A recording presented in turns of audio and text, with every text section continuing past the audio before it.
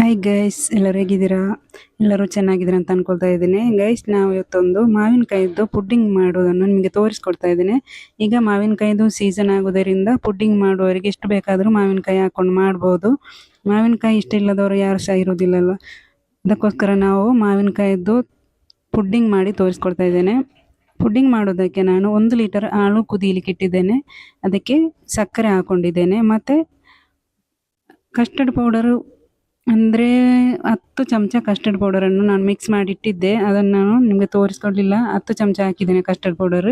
ಅದನ್ನು ಹಾಕ್ಕೊಂಡು ಹಾಲಿಗೆ ಸಕ್ಕರೆ ಹಾಕ್ಕೊಂಡು ನೋಡಿಕೊಂಡು ಕಸ್ಟರ್ಡ್ ಪೌಡರ್ ಹಾಕಿದರೆ ಆಯಿತು. ಮತ್ತು 2 ಮಾವಿನಕಾಯಿಯನ್ನು ಮಿಕ್ಸಿಯಲ್ಲಿ ಹಾಕ್ಕೊಂಡು ಚೆನ್ನಾಗಿ ನಾನು ಪೇಸ್ಟ್ ಥರ ಮಾಡ್ಕೊಂಡಿದ್ದೇನೆ. ಮಾವಿನಕಾಯಿದು ಪಲ್ಪ್ ಮಾಡಿ ಅದಕ್ಕೆ ಹಾಕ್ಕೊಳ್ತಾ ಇದ್ದೀನಿ. ಇದರಲ್ಲಿ 2 ಮಾವಿನಕಾಯಿದು ಪಲ್ಪ್ ಉಂಟು. ಈಗ ಇದನ್ನು ಸ್ವಲ್ಪ ಹೊತ್ತು ಕುದಿ ಬರುವಷ್ಟು ಮಿಕ್ಸ್ ಮಾಡಿ ಮತ್ತು ನಾನು ಇದಕ್ಕೆ ಮಿಲ್ಕ್ ಮೇಡ್ ಎಷ್ಟು ಬೇಕು ಅಷ್ಟು ನೋಡ್ಕೊಂಡು ಹಾಕ್ಕೊಳ್ತಾ ಇದ್ದೇನೆ. ಮಿಲ್ಕ್ ಮೇಡ್ ಹಾಕೋದ್ರಿಂದ ಅದರಲ್ಲಿ ಸ್ವಲ್ಪ ಸಿಹಿ ಇರುತ್ತದೆ. ಅದಕ್ಕೋಸ್ಕರ ಸಕ್ಕರೆ ನೀವು ನೋಡ್ಕೊಂಡು ಹಾಕಬೇಕು.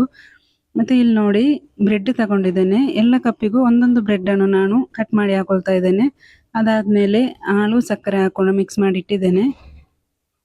ಈಗ ನೋಡಿ, ಹಾಲನ್ನು ಸಕ್ಕರೆ ಸ್ವಲ್ಪ ಹಾಕ್ಕೊಂಡು ಮಿಕ್ಸ್ ಮಾಡಿ ಇಟ್ಟಿದ್ದೆ. ಅದನ್ನು ಎಲ್ಲದಕ್ಕೊಂದೊಂದು ಚಮಚ ಹಾಕ್ಕೊಂಡು ಬರ್ತಾ ಇದ್ದೇನೆ.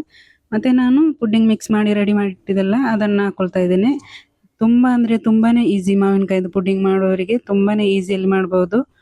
ಇದೇ ಥರ ನೀವು ಟ್ರೈ ಮಾಡಿ ಒಮ್ಮೆ ಆದರೂ ನೋಡಿ. ತುಂಬಾ ಅಂದರೆ ತುಂಬ ಟೇಸ್ಟ್ ಆಗ್ತದೆ.